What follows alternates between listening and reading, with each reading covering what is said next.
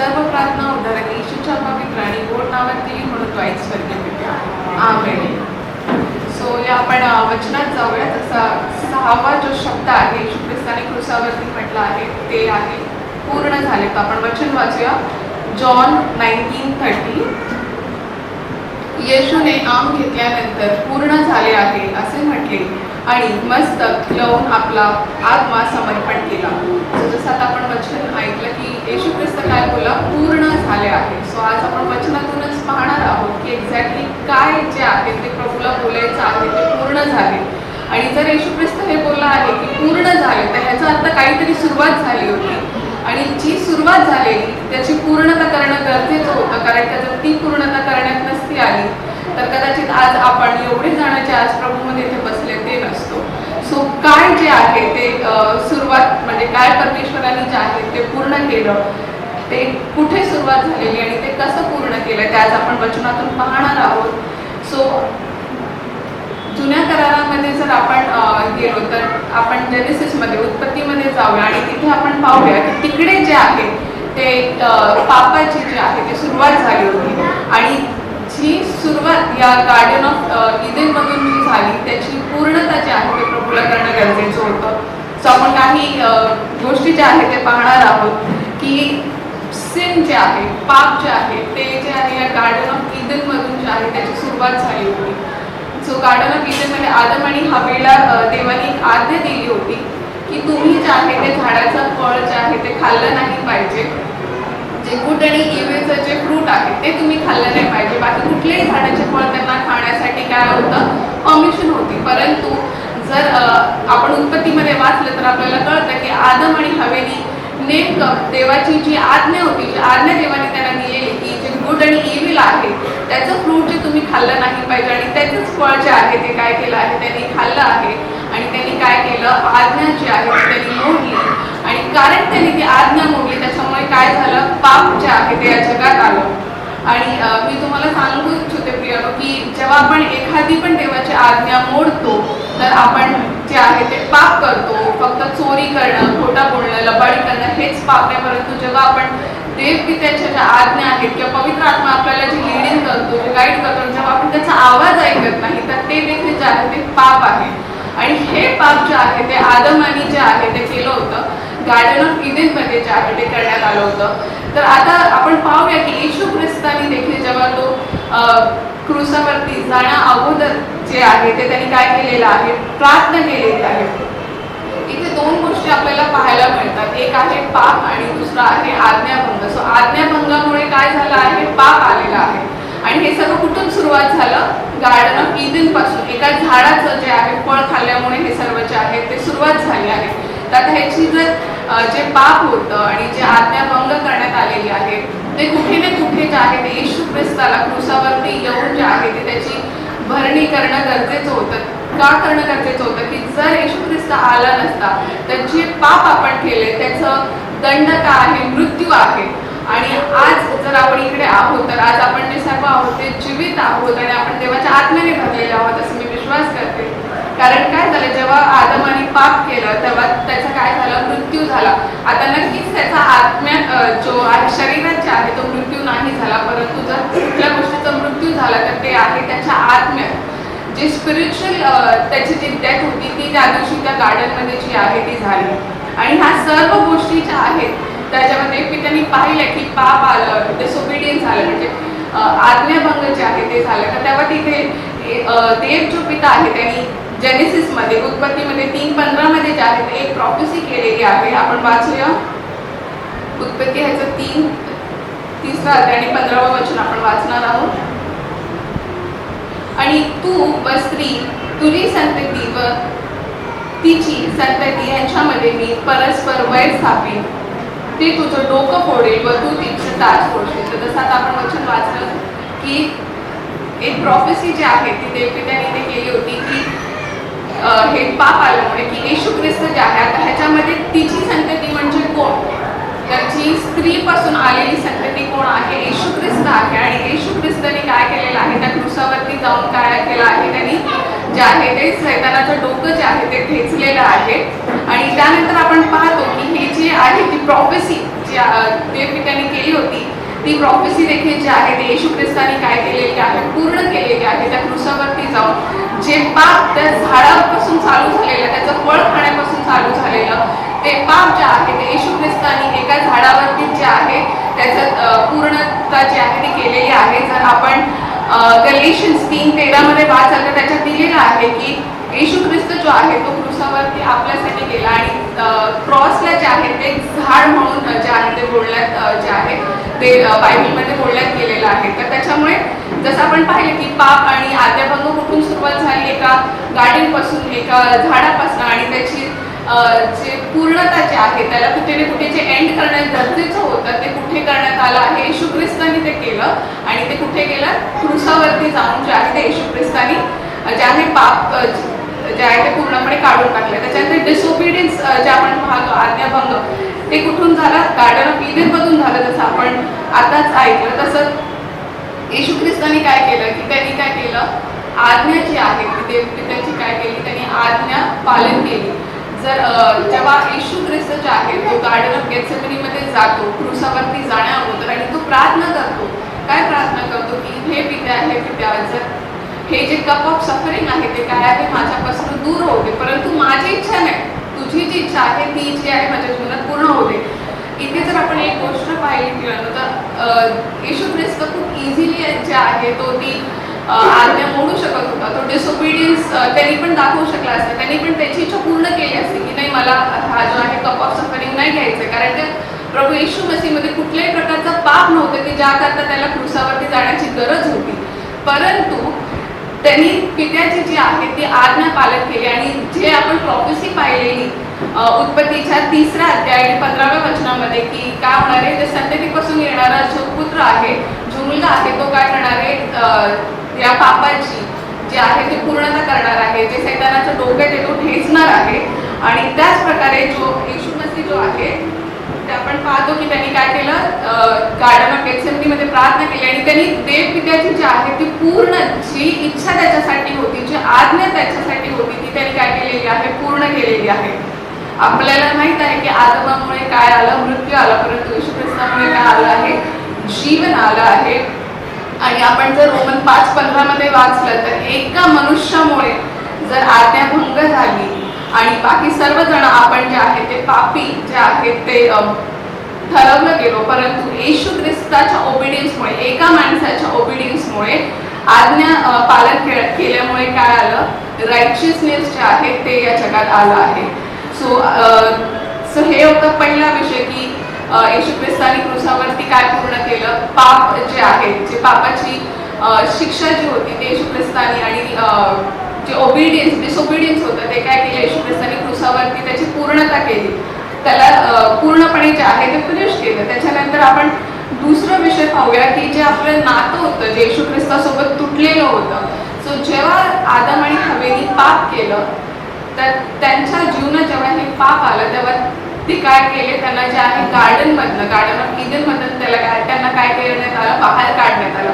आणि जी फेलोशिप त्यांची देवपित्यासोबत होती, जर आपण उत्पत्ती 2:15 पासून ते उत्पत्ती 3:24 पर्यंत आपण वाचाल तर देवपिता जो आहे तो त्यांना भेटायला यायचा, त्याच्याशी बोलायचा. आदम हा कदाचित पहिलाच मनुष्य होता की ज्यांनी देवपित्याला पाहिलं, त्याच्याशी तो बोलत होता आणि त्याच्या एवढ्या क्लोज मध्ये जो आहे तो आदम आणि हवा काय करत होते, चालत होते. आणि ते एवढे देवाच्या महिमेने भरले होते की ते नग्न असताना पण ते देवाची जी ग्लोरी त्यांच्यावरती होती, त्या ग्लोरीमुळे त्यांची नग्नता काय आहे पूर्णपणे जी आहे ती ढाकण्यात आली होती.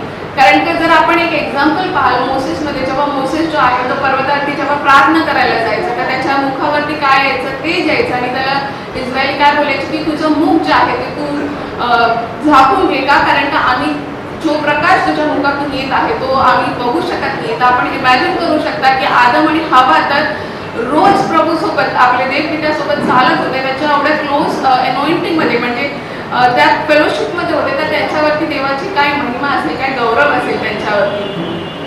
परंतु हे सर्व काही जी देवाची ग्लोरी त्यांच्यावरती होती हे सर्व ते पाप करण्याच्या अगोदर होतं. परंतु ज्यावेळेस त्यांनी आज्ञाभंग केली, त्यांनी ते फळ खाल्लं आणि फळ खाल्ल्यामुळे पाप आलं, परंतु त्यांनी देवपित्याची जी आज्ञा आहे ती मोडली, त्याच्यामुळे पाप आलं. आणि पापामुळे काय झालं, अपवित्रता आली, कारण आपला देव पिता जो आहे तो पवित्र आहे आणि तो पवित्र असताना अपवित्र गोष्टींसोबत जे आहे तो राहू शकत नाही, तो टॉलरेट करू शकत नाही. त्यामुळे आपल्याला माहित आहे की क्रूसावरती जेव्हा येशू ख्रिस्त मी जेव्हा आपला प्राण दिला तेव्हा तो बोलतो, हे पित्या तू माझा त्याग का केला? का? कारण का येशू ख्रिस्ताने जेवढे देखील पाप होते ना ते त्यांनी सर्व आपल्यावरती घेतले आणि तो काय करण्यात आला, त्याला जे आहे ते सिनफुल, त्याच्यात पाप नसताना पण त्याला काय आहे आपले पाप घेऊन त्याला सिनफुल जे आहे ते ठरवण्यात आलं.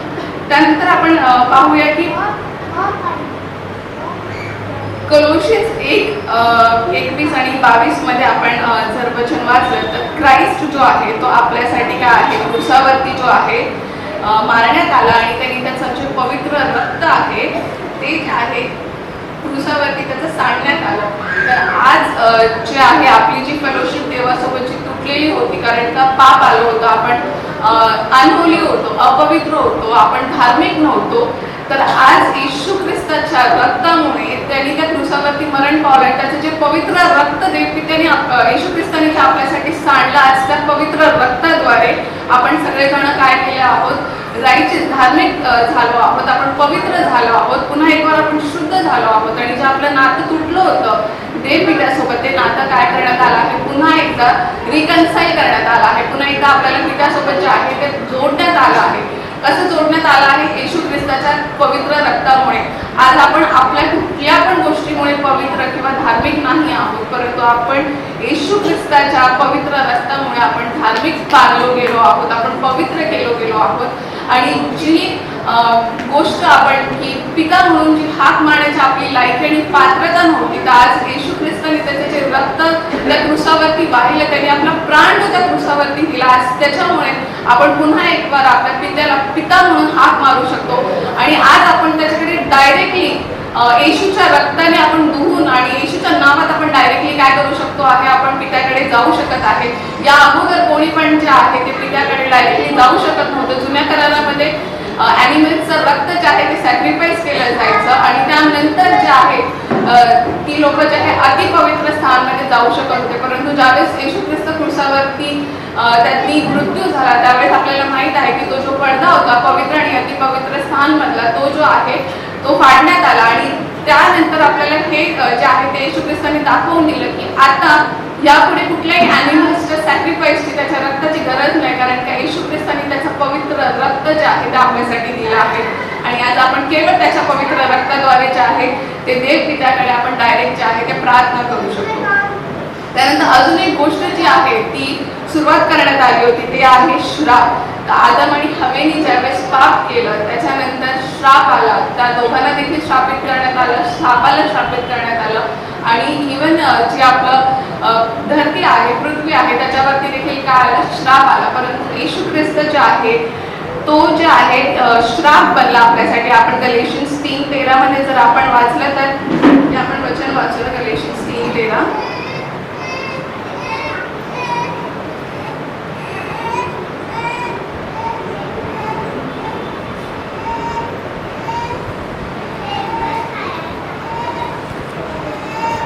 आपल्याबद्दल ख्रिस्त शाप झाला आणि त्याने आपल्याला नियमशास्त्राच्या शापापासून खंडणी भरून सोडवले. जे कोणी झाडावर टांगलेले आहे तो श्रापित आहे असा शास्त्रलेख आहे.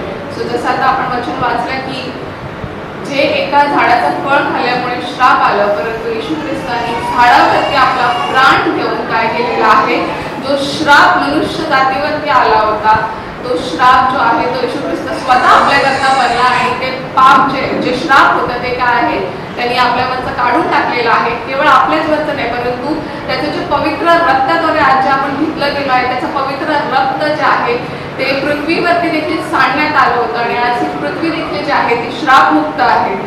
सो जसं आता आपण पाहिलं की येशू ख्रिस्ताने आतापर्यंत काय काय गोष्टी ज्या आहेत त्या क्रूसावरती सुरू झालेल्या आणि त्या संपवल्या. एक आहे की पाप, आज्ञाभंग, त्याच्यानंतर आपलं जे नातं जे होतं जे तुटलेलं होतं देवपित्यासोबत ते त्यांनी जे आहे क्रूसावरती जाऊन जे आहेत आपल्याला पुन्हा एक बार रिकन्साईल केलं आणि जो श्राप आला होता तो श्राप देखील येशू ख्रिस्त स्वतः श्राप बनून आपल्यावरचे जेवढे श्राप होते ते देवपित्याने येशू ख्रिस्ताने जे आहे ते काढले आहे. चौथी आणि खूप महत्त्वाची गोष्ट आहे ती आहे की देवाचा जो पवित्र आत्मा आहे तो देखील जो आहे तो आपल्यापासून काढून घेण्यात आला होता ज्यावेळेस आपण पाप केलं होतं. सो आपण जर जुन्या करारामध्ये जाऊ तर ते पित्याचा जो पवित्र आत्मा आहे तो एका ठराविक वेळेसाठी लोकांवरती यायचा, त्याचं कार्य करायचा आणि त्याचं कार्य पूर्ण झालं की पुन्हा एक वेळ जो आहे तो पवित्र आत्मा निघून जायचा. आपण जेनेसिस याचा 6वा अध्यायाचं 3रं वचन वाचलं. उत्पत्ती याचा 6वा अध्यायाचं 3रं वचन आपण वाचूया. तेव्हा परमेश्वर म्हणाला, मनुष्य भ्रांत झाल्यामुळे माझ्या आत्म्याची त्याच्या ठाई सर्व काळ सत्ता राहणार नाही. तो देहधारी आहे, तथापि मी त्याला 120 वर्षाचा काळ देईन. जसं आता आपण वाचलं की जो पवित्र आत्मा होता तो काय आहे, तो सर्व काळ मनुष्यामध्ये राहणार नाही असं म्हणण्यात आलं आहे वचनमध्ये. का? कारण का आपण काय आहे, देहात आहोत. तर आपण देहात असल्यामुळे आपण ज्या गोष्टी करतो किंवा देहामध्ये असल्यामुळे पाप आणि अनेक गोष्टी आपण करतो. सो आपण नवीन नियममध्ये जर आलो तर तिथे निकोदेमस नावाचा एक मनुष्य जो आहे तो येशू ख्रिस्ताकडे येतो आणि तो म्हणतो की प्रभू कसा काय पुन्हा एकदा जन्म होऊ शकतो, कुठला पण मनुष्य कसा पुन्हा एकदा आपल्या आईच्या जे आहे ते पोटात जाऊ शकतो. तेव्हा येशू ख्रिस्त त्याला म्हणतो की जोपर्यंत तुम्ही आत्म्याने आणि पाण्याने तुमचा जो आहे जन्म होत नाही तोपर्यंत तुम्ही देवाच्या राज्यात जे आहे ते प्रवेश करू शकत नाही. तर आज जे आहे आपण देवाच्या तर राज्यात प्रवेश करू शकतो. तर जो पवित्र आत्मा जो आहे आपल्यापासून काढला गेला होता, कारण का की आपण फ्लेशमध्ये होतो, आपण शरीरात होतो. तर आज देवाचा पवित्र आत्मा जो आहे तो आपल्यासोबत आहे, कारण की येशू ख्रिस्ताने काय केलेलं आहे, त्या क्रूसावरती आपला जो आहे प्राण दिला आहे आणि त्यांनी क्रूसावरती जाण्या अगोदर त्यांनी खूप सुंदरसे एक प्रॉमिस केलेला आहे. जॉन 16:7-8 मध्ये आपण वाचूया.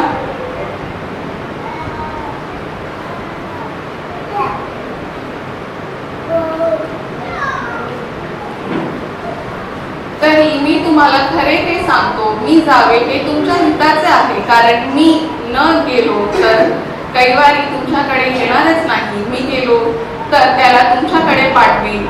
तो येऊन पापाविषयी, नीतिमत्वाविषयी व न्यायनिवाड्याविषयी जगाची खात्री करेल. तर जसं आता आपण वचन वाचलं की येशू ख्रिस्त काय बोलतो, जोपर्यंत मी जात नाही तोपर्यंत काय होणार, देवाचा जो पवित्र आत्मा आहे तो जो आहे तो इकडे येणार नाही. आणि जर देवाचा आत्मा आपल्याकडे नसता किंवा तर आज आपण जे आहे ते पुन्हा एक वर्ग जे आहे ते पापात असतो. येशू ख्रिस्ताने आपल्यासाठी आपले जे पाप होते, श्राप होते, हे सर्व क्रूसावरती घेतलं, हे खरं आहे.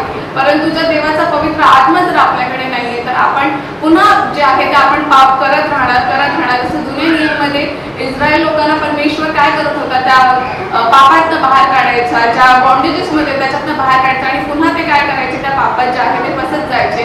का? तर आपण पाहिलं तर त्यांच्याकडे देवाचा पवित्र आत्मा नव्हता.